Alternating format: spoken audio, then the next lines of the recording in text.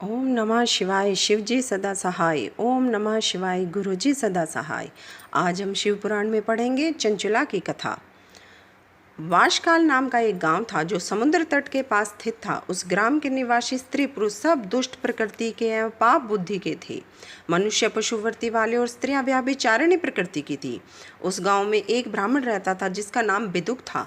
उसने अपनी कामातुरतावश रूपवती पत्नी चंचला के होते हुए भी वह एक वेश्या के कोठे पर जाने लगा।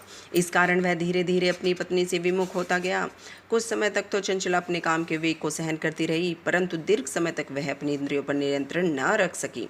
वह एक जार से रति करने लगी। एक दिन बिदुक ने अपनी पत्नी चंचला को पर पुरुष के साथ रमन करते पकड़ लिया। वह क्रोध में भर गया।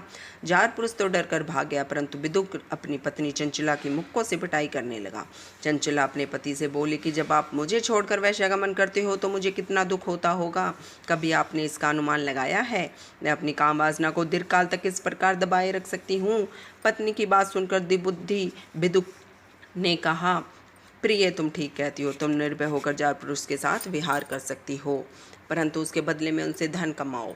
उस धन से हम दोनों का बहुत लाभ होगा। चंचला ने पति की आज्ञा को मान लिया और पति पत्नी दोनों को कर्म के मार्ग पर चलने लगी। समय आने पर चंचला के पति बिदुक की मृत्यु हो गई।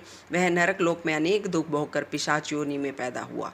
अचानक इसके बाद चंचला भ्रमण करती हुई गोकर्ण क्षेत्र में पहुंची। वहां उसने मंदिर में एक पंडित जी को शिवपुराण कथा सुनाते हुए देखा। वह दज्जित होकर कथा सुनने लगी। उसने कथा में जार पुरुष में आसक्त स्त्रियों के दुष्परिणाम, नरक भोग की व्यथाजनक बात सुनी तो वह कांपने लगी। कथा के समाप्त हो जाने पर सब लोगों के चले जाने के पश्चात चंचला कथावाचक ब्राह्मण के चरणों में सिर रखकर बिलखने लगी। ब्राह्मण द्वारा पूछने पर उसने अपनी सारी कथा सुना डाली और पश्चाताप करती हुई अपने उद्धार का उपाय पूछने लगी। ब्राह्मण ने कहा कि जिस शिव पुराण की कथा को सुनकर तुम्हारे हृदय में विवेक पैदा हुआ है, उसी पुराण को प्रतिदिन सुनने से तुम्हारा उद्धार हो सकता है। जिस तरह निर्मल दर्पण में सही प्रतिबिंब दिखाई देता है, उसी तरह शिव पुराण के सुनने से चित्त में अंबिका सहित भगवान शिव का साक्षात्कार हो जाता है। शिव जी की कथा सुनने और मनन करने से चित्त की शुद्धि तथा गणेश एवं कार्तिक सहित शिव जी की भक्ति प्राप्त होती है। शिव जी का भक्त उनकी कृपा से देव दुर्लभ मुक्ति प्राप्त कर लेता है। इसलिए हे चंचला, तुम्हारे कल्याण का एकमात्र उपाय शिव पुराण का श्रवण करना ही है। ब्राह्मण की बात सुनकर चंचला उनसे ही शिव कथा को सुनाने का अनुरोध करने लगी। ब्राह्मण ने उसकी प्रार्थना को स्वीकार कर लिया।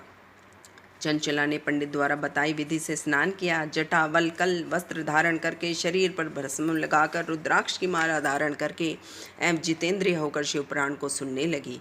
इस प्रकार शिव जी के ध्यान में मगन रहकर चंचला ने समय आने पर शरीर का त्याग किया और शिवलोक में पहुंचकर उमा सहित भगवान शंकर के साक्षात दर्शन किए।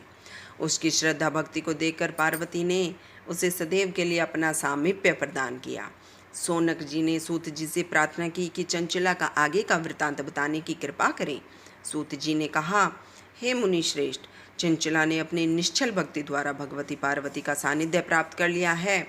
एक दिन चंचला ने भगवती पार्वती से अपने पति के संबंध में जिज्ञासा प्रकट की तो भागवती पार्वती ने उसे बताया कि बिदुक नरक की अनेक यात्राओं को भोगने के बाद इस समय पिशाच योनि में कष्टप्रद जीवन व्यतीत कर रहा है। यह सुनकर चंचला उद्गिन्न हो उठी। वह भगवती पार्वती से अनुनय विनय करने लगी और अपने पति के उद्धार की याचना करने लगी।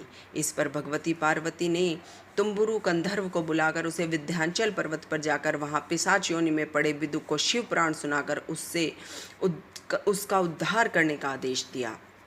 माता पार्वती की आज्ञा को शिरोधार्य कर तुम्बुरु विंध्याचल पहुंचा और बिदुक को बलपूर्वक बिठाकर शिव पुराण सुनाने लगा। शिव कथा को सुनने के लिए वहां पर देवता भी एकत्र हो गए।